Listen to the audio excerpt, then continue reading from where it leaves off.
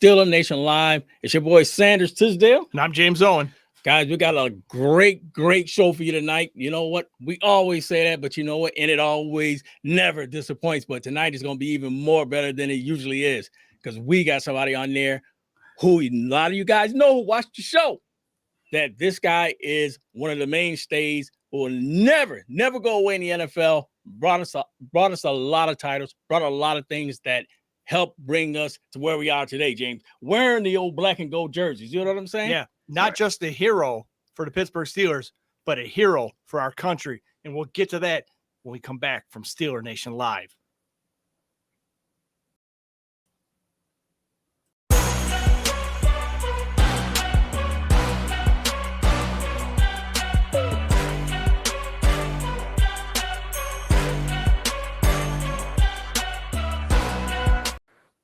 Folks, welcome back to Steeler Nation Live. I'm James Owen.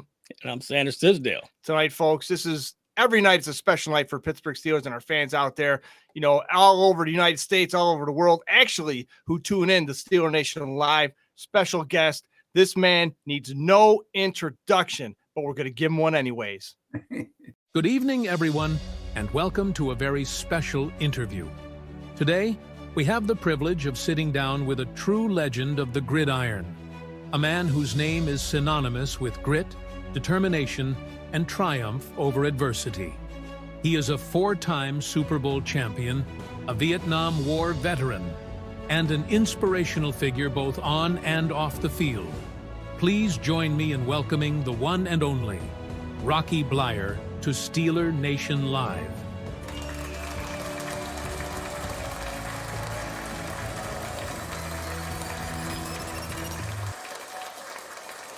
Wow. Welcome, folks. And I got to tell you, if you don't have goosebumps right now, you have no soul.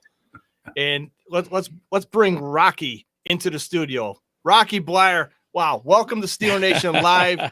I mean, I'm pretty sure you've had, you know, better introductions than that. We can only do our best here at Steeler Nation Live. Welcome to the show, Rocky. It's great seeing you again. Thank you very much. Not at all, gentlemen. Thank you for having me on the show. That's the important thing. We can talk about the Steelers and talk about this coming year and the season and the expectations. And wow, there's a lot to get off of our chests, as they say. And so let's get going. Hey, like we said, Rocky, a lot of you guys who don't know what we did was, you know, in the profession that we work here on Steeler Nation Live, our day jobs, you know, we ran into Rocky, we met Rocky, and Rocky, like I said, guys, a lot of you guys who never met him in life, this guy is a phenomenal individual. I mean, when I say that, I mean, the guy took his time out to talk to us, took his time out. He got his rings to show us, guys.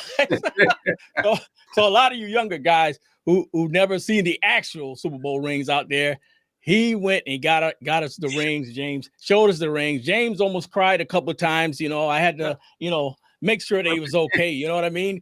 But the thing about it is, Rocky, you know, God bless you, man. When I say the guy's a true legend, the guy is a true legend. And I love a legend that takes the time out for his fans. It takes his time out to step out like you're doing tonight, brother. Right. Showing out there and to show Steeler love, Rocky. I mean, this is much appreciated. I don't know if you realize it or not.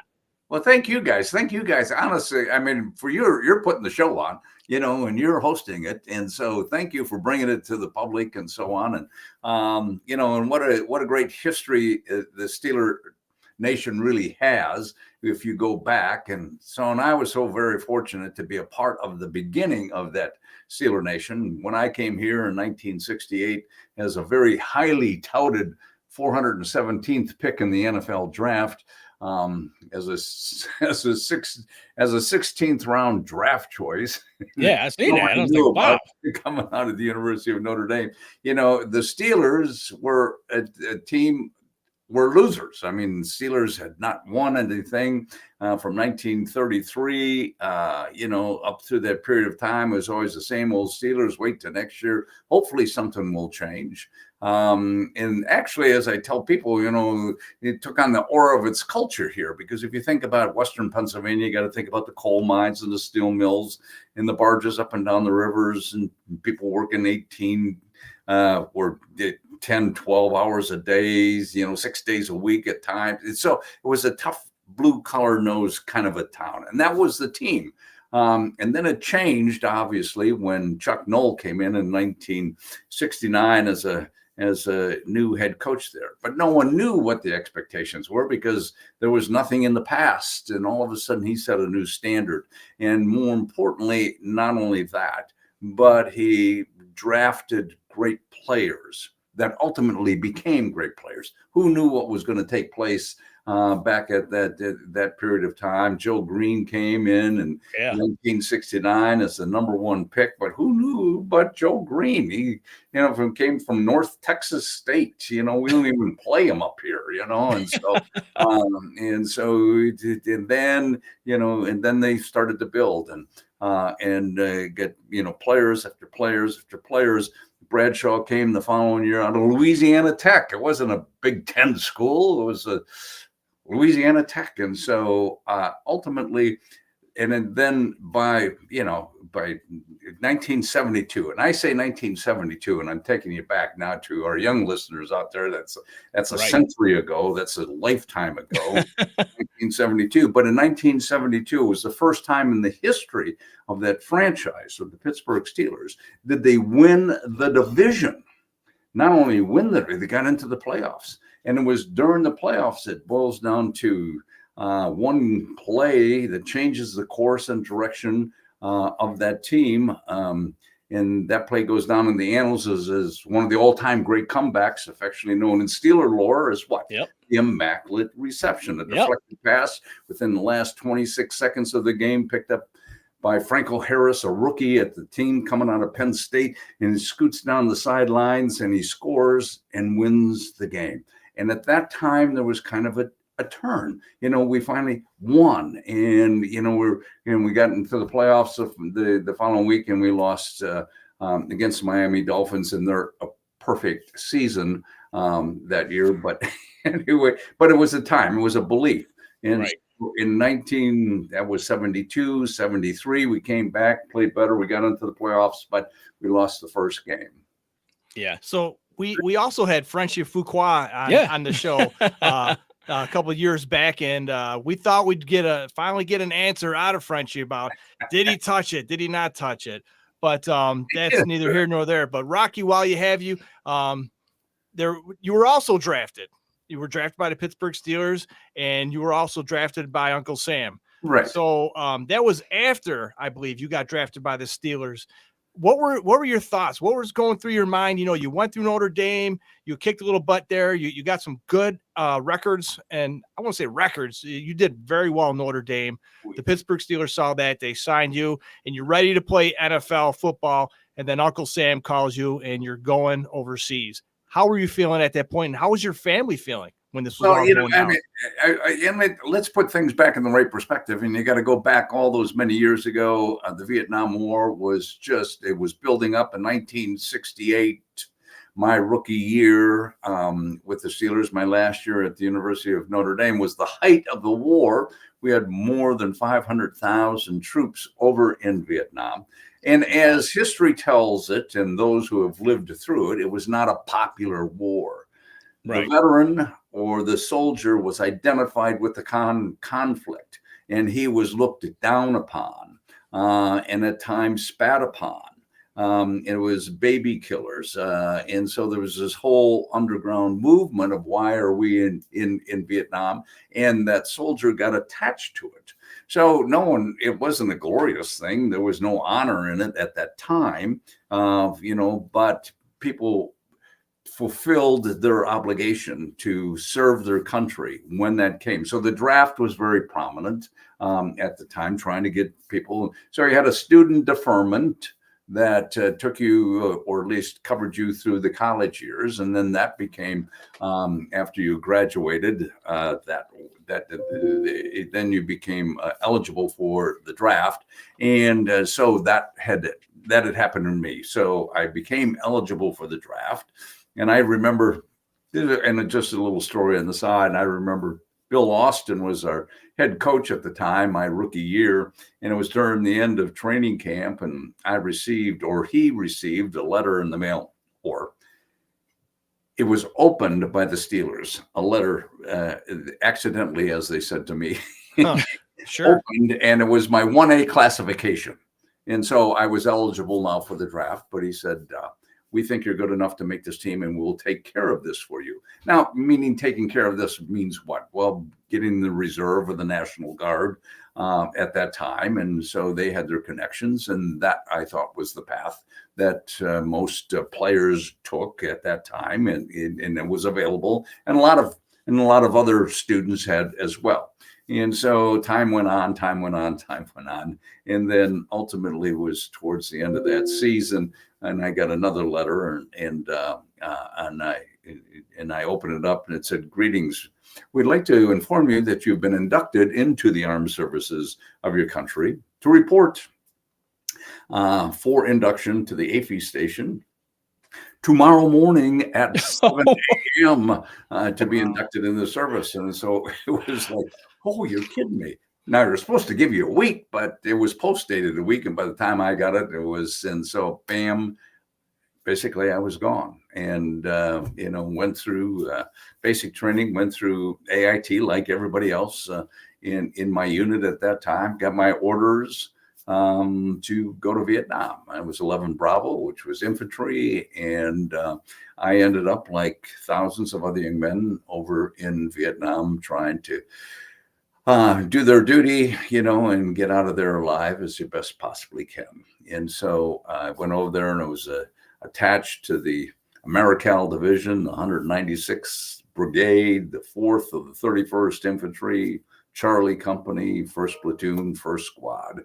And I was a grenadier, which was a grenade launcher. And so I carried, it was like a sawed-off shotgun, basically, break it in two, you put a grenade in there, but you had to carry 60 grenades. I mean, I had to carry 60 grenades on top. Anyway, wow. So that was my responsibility when I was over there with my unit, and we had an area of operations, obviously like everybody else did, and ours was in an area called Hep Duck, which was up in I Corps, southwestern part of I Corps.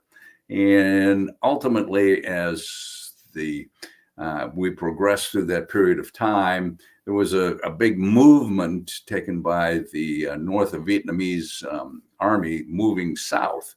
And so there was a Marine Corps. The Marine Corps was a part of that, pushing them down. We were a retaining force underneath. And so that's after 4.5 months in country. That was the conflict in which we got involved in, and ultimately I got wounded in and got hit twice that day in that conflict, and then got evacuated out out of the field and into the hospital later on, where I spent the rest of my time. But that was taking place, at that period. And so the prognosis was, I would never play this game again because of the injuries that I played. I got hit with a grenade that blew up through my lower legs and my right foot specifically, and up through my right leg. And I had been shot through the left thigh at the time. And so, and I got enough courage at a period of time in my recovery to ask my physician about my ability to be able to play this game. Can I come back? What do you think? And he kind of giggled. And he said, "Don't worry about it. You're going to have a normal, just don't expect to get back. You won't have the strength nor the flexibility to do the things that are necessary to be a running back in the NFL." And as my authority figure, and this is the impact that people have, no matter what we may do in our lives, whether you like it or not, all of a sudden, as my authority figure, he just sucked that hope right out. I mean, and the amazing thing, and God bless what had taken place, 2 days later, I got a postcard in the mail, a simple postcard, and it's got 2 lines on it. It says this: "Rock, team's not doing well. We need you. Art for me, owner of the team." Wow, somebody needs me. No, they didn't need me. Somebody took the time to care. And the interesting thing is, a side story, that was a way Mr. Rooney communicated to everybody that he had run across. We have text today, we have emails, but we would text people, "Hey, great being with you. Nice, but thanks for being on the show. Blah, blah, blah. I text you guys, and so on. That was his way or method of texting all those many years ago, is that he would carry postcards in his pocket, and he would write you a note, send it off, prepaid. They were 2 cents, 3 cents, whatever the cost was at the time, and he dropped them in the mail. But that was his way of communicating with people, and that was kind of the person that he was. And he stayed in touch with his friends and his people that he grew up and his players, and so I got one of those. Now my regret is I don't have that card. Wow. Wherever it ended up during that process and so on, but anyway, it made a big difference in one's life, and especially playing with the team. So I wanted to come back and play, and so as I had gone through several operations, and from a mindset, my focus was to try to come back and play, or to get an opportunity. And they gave me that opportunity. I got out of the service at that time from a Vietnam veteran. If you were still on combat active duty, which was my last station, even though I was injured, but that's what my rating was at the time, is that they were trying to downsize the military, and so you could get an early out, and I got a 5-month early out. So I got out in August of 1970, and so I wrote Mr. Rooney to see whether or not I could come back and try out with the team that fall, and see, he turned it over to his son, Dan, who was running the club at the time. And so I got an invite to come back. And I went through that whole training camp. And ultimately being in the training camp, it took its toll. I mean, day after day, 2 days, I bet. and so on. And so it was like, and it came down, and they were so very kind that they kept me through all of training camp. It came down to the last cut. On the last cut day, I should say. And I can remember I was standing in front of my locker when I got a tap on my shoulder. And this is always the kiss of death. Chuck would like to see you, and bring your playbook. Oh, and bring your playbook. So never a good thing. And so I went to see him, and he said, listen, we'd like you to go home, do what's necessary to get yourself back in shape, and we'd like to invite you next year to come back to training camp. And I was devastated, like anybody would have been. But the next morning, I got a call from Dan Rooney, Mr. Rooney's son, who was running the club, as I had made mention before. And Dan said, "I'm sorry I wasn't there." He said, "I talked to Chuck, and we're going to put you on injured reserve. I want our doctors to be able to take a look at you and see what can be done," and so on. So they kept me on injured reserve. okay. And so I had another operation. But I was kind of there rehabbing, working out and so on. And I came back the following year and went through training camp again. And they put me on the taxi squad, or developmental squad, as they call it now. Okay. So they kind of bought me 2 years. I mean, 2 years to heal, 2 years to get bigger, stronger, and faster. And you have to do something, with that opportunity. And so, in 1971, 72. So in 1972, Franco was a rookie that year. I was the leading ground gainer. Oh. Look at You don't hear about that, do you? No, No. during the exhibition season. All right. That's during the exhibition season. But at that time, and I just want to point it out to the fans, at that time there were 6 exhibition games, and so so every week I played more than anybody else, and so you have to, and they kept me. And playing special teams. And so I played special teams that year, and I came back the following year in 1973, and I was the leading ground gainer again. during the exhibition season. Oh, boy. Good enough to make the team. Carried the ball once during that period of time. And then there becomes a period, then there becomes a time in our lives, no matter what we may do, when you start questioning yourself and where are you going to go and what's happening, and you're not getting the response maybe that you want from a coach or somebody else, and you think, where's my life going? I mean, I did come back, okay? Right. I did come back. I made the team. I got a chance to play, maybe not to the level I thought, but that wasn't part of the deal, And so after the 73 season, and I tell you this in all honesty, I left the Steelers not to come back. And I was in Chicago. When I was living in Chicago at the time, I was selling insurance. I was working for an insurance broker over there.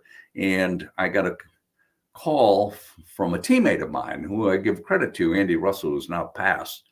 Yeah, actually, And we he had was- him on the show. Yeah, we had Andy on the show as well. Great So Andy was coming into Chicago, and he called me up and he said, "Hey, let's get together. Hadn't seen you since the season, and it'd be great to blah blah blah." And I declined because I'm not going back, and I just kind of wanted to cut myself from those memories, and so he pushed, and I called, and he pushed again, and then and I said no, and then he asked me why. And the only thing I could blurt out was, "I quit. I'm not going back." And he said to me over the phone, he said, "You can't quit." He said, "If you quit, what you've already done is you've already made a decision for that coaching staff. Do you like them well enough to make decisions for them?" He said, "No, your responsibility. If this is what you want to do," said, "you come back and you make them make a decision. You back them in the corner. You give them every great. reason to either keep you or release you, but you don't cut yourself." I mean, the reality of this game Cut yourself. is that we're all expendable. The reality of this game is that we all can be cut at any time, but if this is what you want, then you don't cut yourself.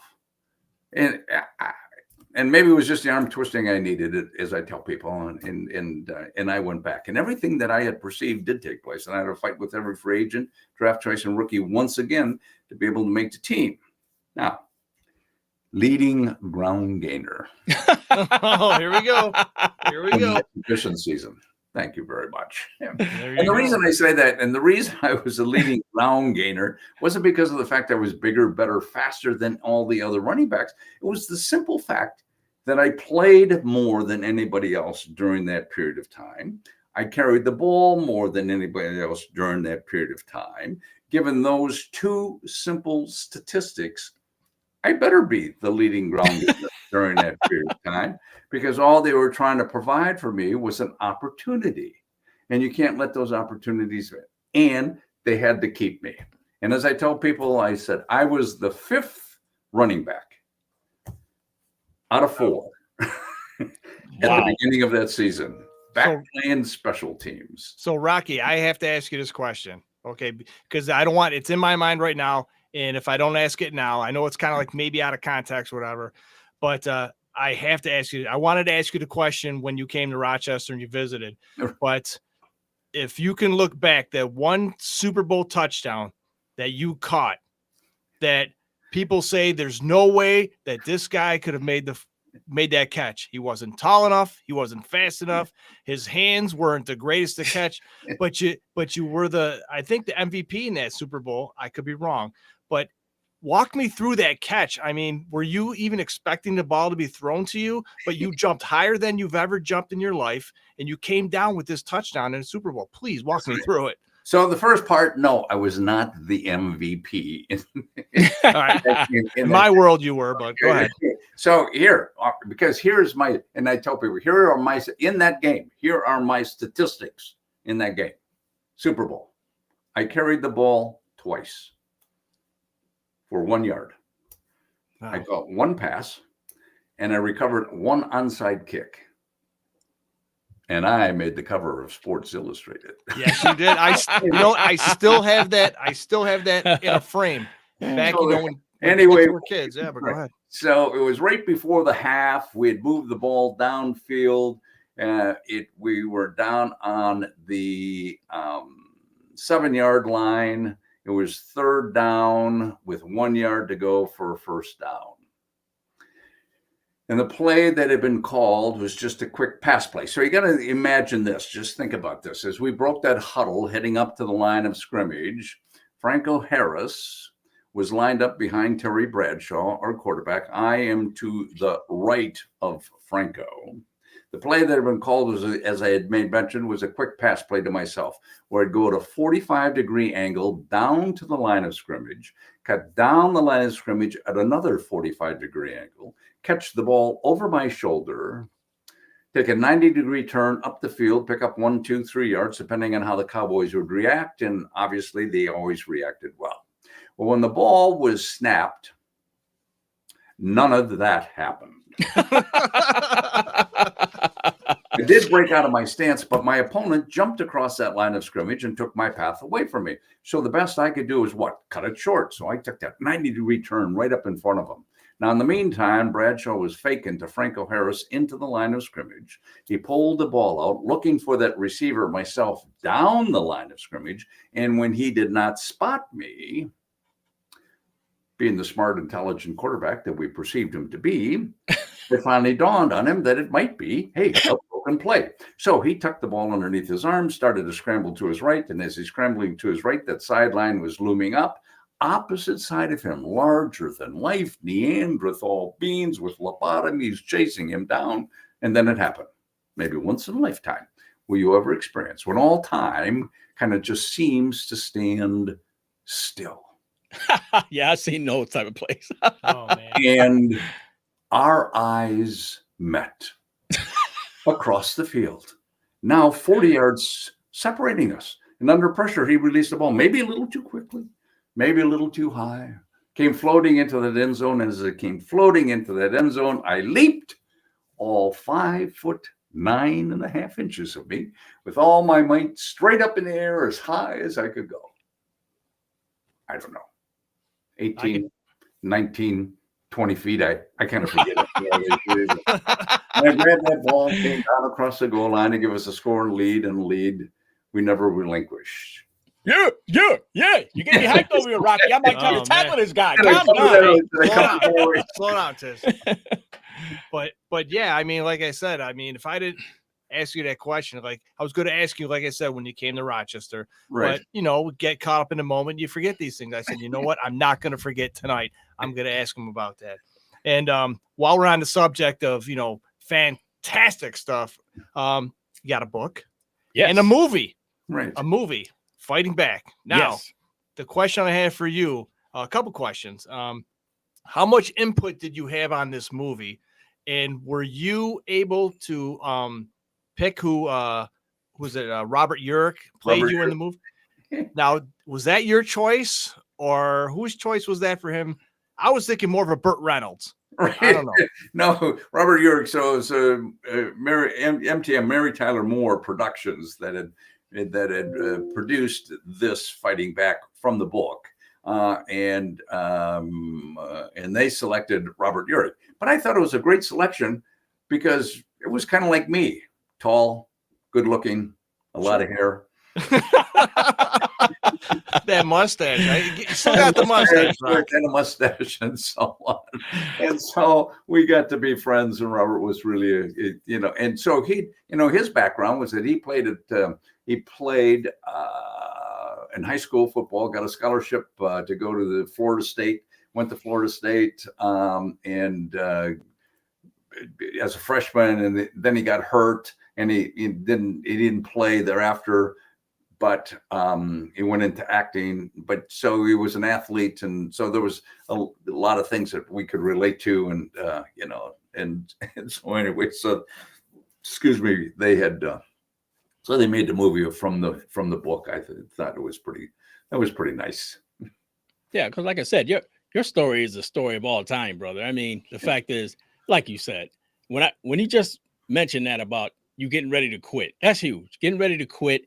A lot of you younger kids out there, that's what it's all about. You know what? And that's what a movie like that. And and he just spoke it. I mean, I can't do this anymore. I'm done.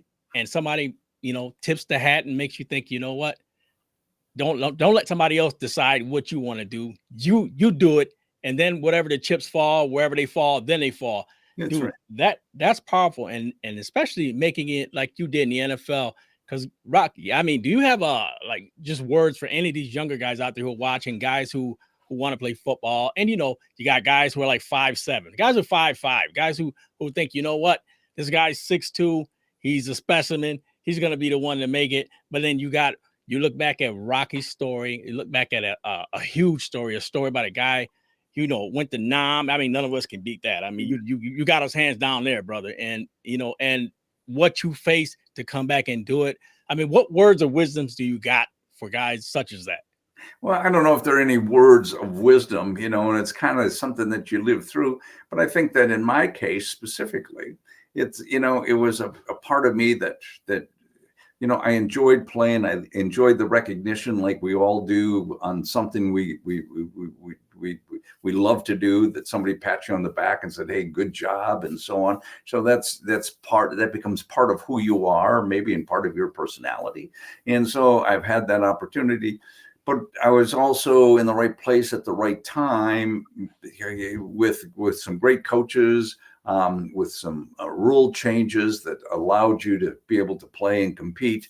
But I think the biggest thing is that you have to kind of have a belief in yourself that you're as good as anybody, that you can do a job, that you want to learn, you're coachable, and that you give it your all, that, you're not afraid in the world of football to at least hit somebody, tackle, block, whatever needs to be done to get the job done. And basically understand that it's a team sport. What makes you good is not you, it's everybody around you, the blocking that takes place, the play calling, the players that you have, your ability to be able to read defenses or coaches, or just that instinct that you might have. It's not necessarily about being the biggest or the fastest or the strongest or having great speed.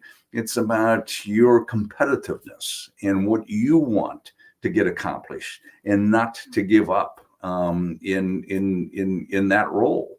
And so and I think along the way, as I've come to learn, is that you make your own breaks. I mean, things happen, and you may not question, but you go, I don't know why, but this is it. Why is because you made it happen, or Exactly. you showed somebody what to do. And for instance, there's little things that happen. I'm going to tell you this just at the when I was at Notre Dame, the coaching that I received was, there's a reason why you do things. There's always a reason. Not that it just happens because of athletic, but there is, there's a reason why you do things. In this case, and I'm just going to tell you, in this case at Notre Dame, everybody on the right side of the line, offensive linemen, receivers, as well as running backs, had to get into a left-handed stance. Wow. Everybody on the left side of the ball got into a right-handed stance. And you go, well, why? Okay.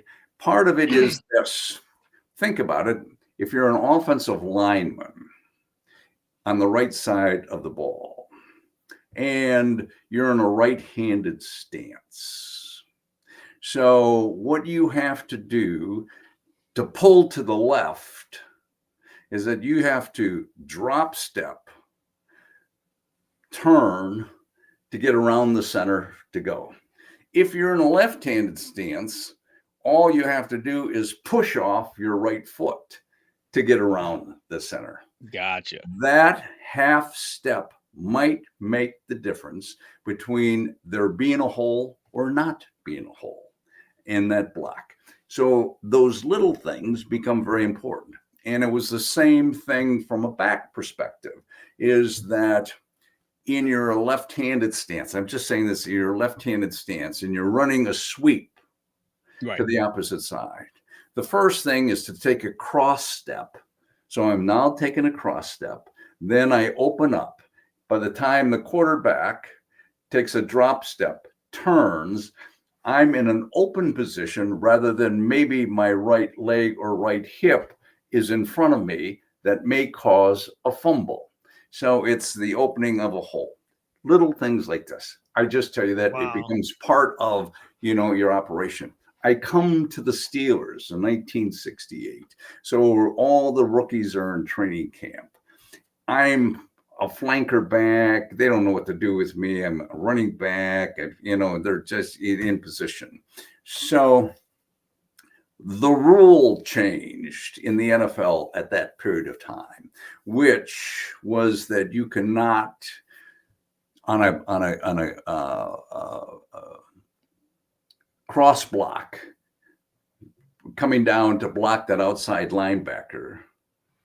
You couldn't clip them anymore as we could back then. You now had to get your head and your shoulder in front of their thighs to make that block. So in the slot, what we would like you to do, the Steelers said, and here was the coach. Coach says, how many of you can get into a left-handed stance? The one guy. The one guy. He said, because what we don't want is that we don't want you to cheat. We don't want you to give it away. And at that time, you had to be in a 3-point stance when you're on the line of scrimmage. Okay. So if you're a flanker back in that slot, you had to be in a 3-point stance. We would like you to get into a left-handed stance. So all you have to do is push off. Right. Makes sense. And that one step might make the difference between. So it was those little things that I was taught at Notre Dame that made a difference. I think you maybe just in the fact that, okay, they taught you how to block, where to be even in a stand-up block if you got linebackers on a run block, and how you throw through the people. And so it were those little things like that made a difference, I think, in preparation for not having a whole lot of talent. And now you can, but you can do the fundamentals the way they should be done. Anyway, so I digress there, but yeah, but that is important. Like you said, the little things.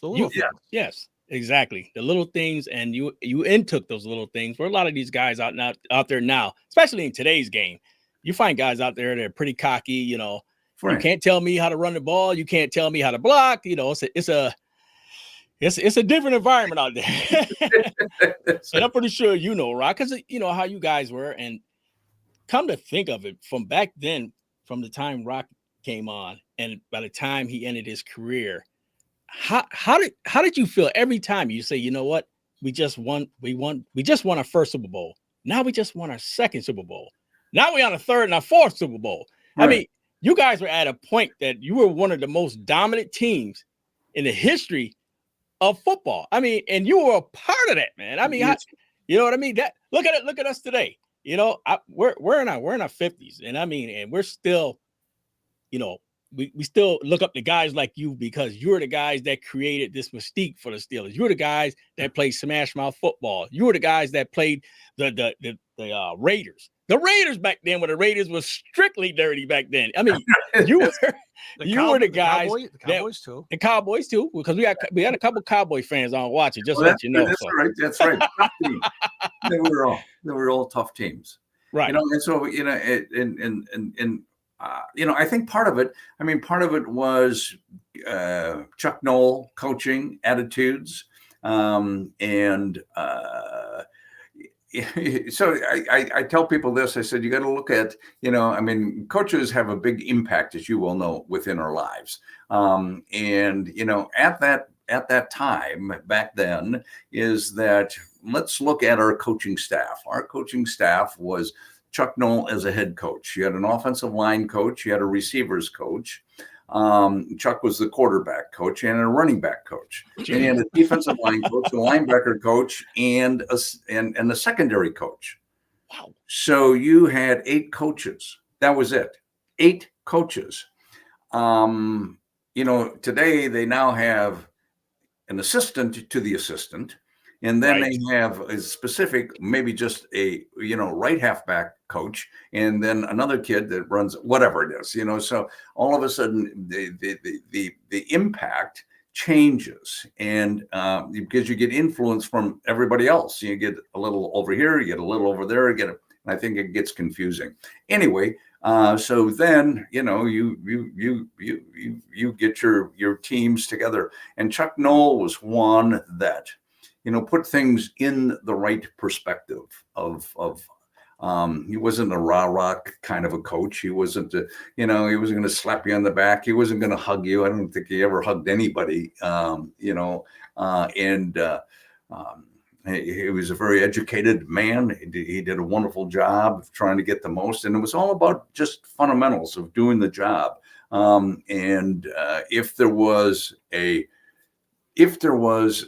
If somebody needed to be talked to, he would talk to them alone, off to the side, and yell at them if he needed to. Not them, but not in front of everybody else, not embarrassing the person or so on.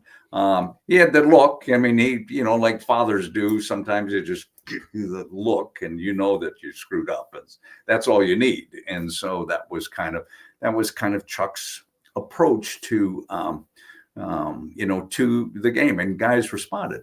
And so if you think about this, in the seasons, and in 1974, we started that season in 74, and there was a player strike. Think about this. There was a player strike. We're out of camp for 3 weeks. And so we come into camp, and ultimately at the beginning of the season, Joe Gilliam was the starting quarterback. Bradshaw was sitting on the bench. Franco Harris was banged up. And Frenchie Fuqua was the starting fullback at the beginning of that season. And we go through a shaky 3-1-1 start at that time. And then all of a sudden, so Joe Gilliam gets benched. Bradshaw starts. He had a terrible game. Terry Hanratty came in the following week. He had a terrible game. Bradshaw came back. Then all of a sudden, things fell into place, and we get into the playoffs, and you start to win, and we go to the Super Bowl. 75 was a repeat. And then in 76, if you think about 1976, we come back 2 times defending champions. We lose 4 of our first 5 games in 1976, which, as you well know, can find yourself behind the 8 ball very quickly. Oh yeah. And Bradshaw got hurt, and we had a rookie quarterback, Mike Krushek, at that time. So they had to pare the offense down in 1976. They pared the offense down, and we had to start running the ball. And so in 1976, because of that, Franco and I get 1,000 yards rushing each year. And so thank you very much. But we get hurt. So this is what happens. So we get hurt. Franco and I get hurt in the playoff game. So we miss the championship game, and we lose the championship game. And it's sign of the same question that is happening about Kansas City this year. Can they three-peat? Can they be the first team to win 3 Super Bowls in a row? There's a couple things that that happened, which is that it's a tough thing to do. Emotionally, it's a tough thing to do. Every game that you play against the champion becomes a small Super Bowl. You play your best because it's Kansas City. You're not going to allow them to win. And then you don't know about an injury situation. And if you look at Kansas City last year, they got lucky. Not lucky. They played well. And they pulled games out at the end of the 4th quarter and came from behind and whatever it is. Can they do that again? And you get old and you get tired, and then teams change. So we got more today than ever. So now we got free agency on the marketplace. I'm not playing here, so I'm going to miss there. So what kind of team happens, is going to take place. And so that is. That's probably the difficult question, which kind of leads us into, Steelers for this coming season. You know, we got free agency, we got a draft choice. The draft is important, but not as important as it ever been in the past because, you know, they're not building anymore from the inside as much as they like to. Now we go out and get whatever we want, who's available out there. But the biggest question in any NFL team, and especially the Steelers this year, is they got some good personnel. So the big thing is about the quarterback. So we got Russell Wilson, and nobody was pleased with the quarterback situation last year. So it was kind of like hope in the air. And we got Justin Fields coming in. So we got two guys that have experienced places as well as other acquisitions. But how do you get to play them, or how do you get them to play together? That's time. And yeah, I don't care what your talent is, but I got to trust you. You got to trust me. We got to work together, and we all are little our weaknesses and our strengths. And so we got to meld that together. Can the Steelers do that? That will be the biggest question. Can they play? Do they have some talent? Yeah, they got talent. They get talent on defense that is coming back. And so I think Russell Wilson was a good choice because he comes in with some leadership ability. He comes in with confidence, and he comes in with, we got some receivers, we got a running game, we got some offensive linemen, and we got to get them to work together. We got a defense that's pretty solid, but they have to work together some more and see if they can put them all together. The exhibition season was not a great indication because because, and I think the biggest thing is you got to cut 37. How many? 37 people in one day. I mean, after 3 weeks or 4 weeks of camp, and you got to get everybody to play so you can make those decisions, so you don't get a continuity of what you have. You know, so my only little hope was that third game in the first two series, and they moved the ball well and they scored, and so hopefully they can pull things together for the beginning of this season. And it's going to be a tough season. You know, it's going to be a tough season on the road to begin with, and then at home, and then on the road. And anyway, so we'll have to wait and see. So Rocky, I mean, we can't thank you enough for being on the show. Your time is very important to us. I don't think you're familiar with our show, but usually at the end of our interviews, and we all know what a blitz is, right? Right. You played offense. Yes. So our blitz is like a soft blitz. Okay. This is the part of the show where we're just going to throw some random questions at you. Nothing off the wall, nothing crazy. Just some small questions to make you think. We're not trying to get you on the spot. There's no embarrassing questions, but just some are serious, some are pretty funny. Okay. But we're going to start off with seriously, the best advice someone ever has given to you. Oh, the best advice that someone ever gave to me was when I was coming out of high school, trying to decide where I was going to go to college, and it was one of the recruiters from Notre Dame, and he said, "Listen, you're going to get a lot of scholarship offers, and you're going to get to see a lot of schools.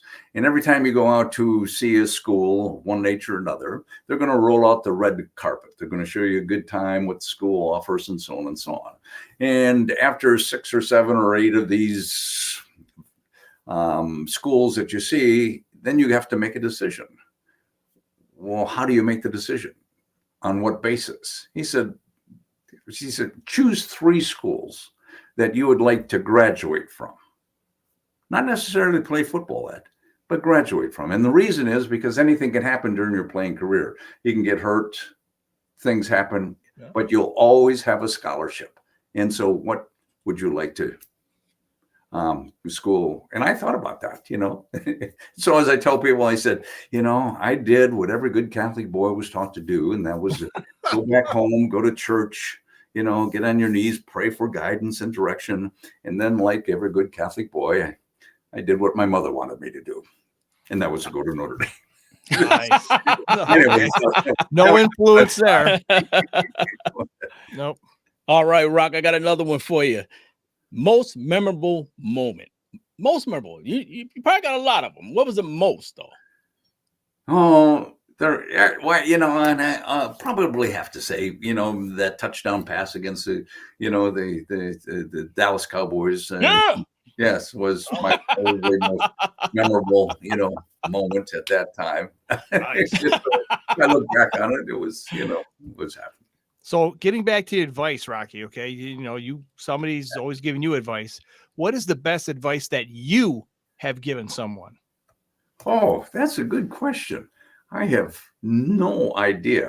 Sometimes we just talk, we talk, whether they take it as an advice or, or not is really up to them. I think the biggest advice is having a belief in having a belief in yourself and really not giving up. I mean, having a belief in yourself and following your passion of what you want to do, and no matter what that obstacles may be in front of you. But because you don't ever want to get into a place later on and say, I wish I would have tried, or I wish I would have done this. And you don't want those, and try to erase as many of those as you possibly can. Okay. This guy, I tell you, man. All right, Rock, we got one more for you. Got a couple more. All right. Yeah, but we don't want to keep him long. We're going to let Rocky go, because Rocky is doing this and he's doing it live, and I love it. Being in the Army, and you actually been in battle, who's that one person that you want by your side, through thick and thin in that foxhole? And just in life. Could be anybody. Yeah. Well, it's just, I think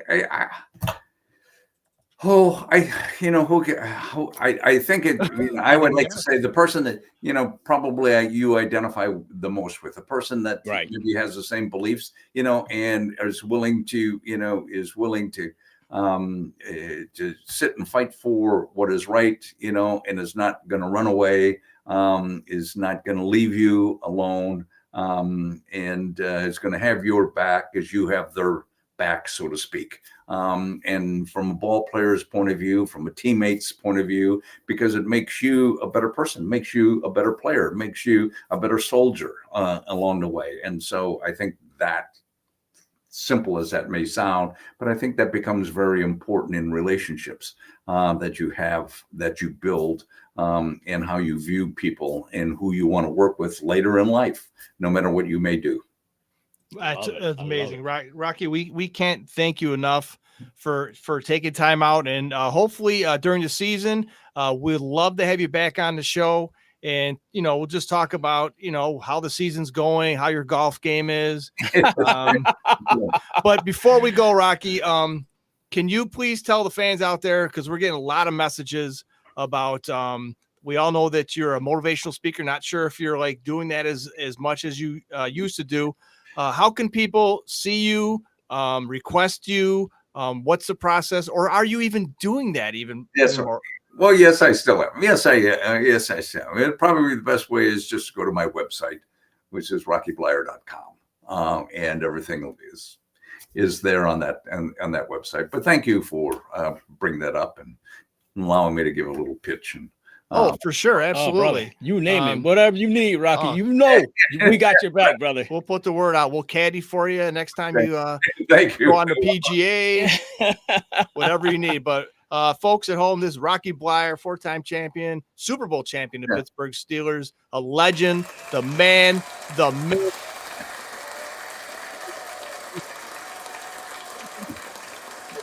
You on again later on during the season, and we'll talk some good football. It was great to see you again, Rocky. All right. Thank you, guys. I appreciate it. Thanks for having me. Wow. You got it, Rock. Like I said, guys, phenomenal guy. Gave us the interview. You know what? That's what. Look at this. Fan-based and pulling in huge guys like Rocky. And Rocky's a phenomenal talent. Rocky 4 rings. And like I said, this guy, you got to go check him out. Put up the pictures of us with the 4 rings there. Yeah. So while Tiz is looking up the pictures right there, we want to thank everybody who tuned in to the show tonight. We're reading your comments. Kenny, thanks for chiming in. Everybody else is leaving message on the board.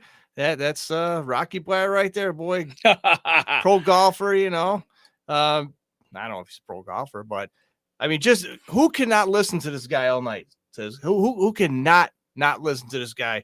I mean, he's been there in the trenches. Really, seriously, in the trenches. Vietnam veteran. Yep. I mean, the resume this guy has: Vietnam veteran, 4-time Super Bowl champion. He's got a movie about him, a book. Oh yeah. I mean, he's motivational speaks. He golfs. He does golf tours, and it's just, where do you find time? This guy is in his 70s, late 70s, mid 70s. I don't know. I don't want to, but active, very. I mean, the guy's.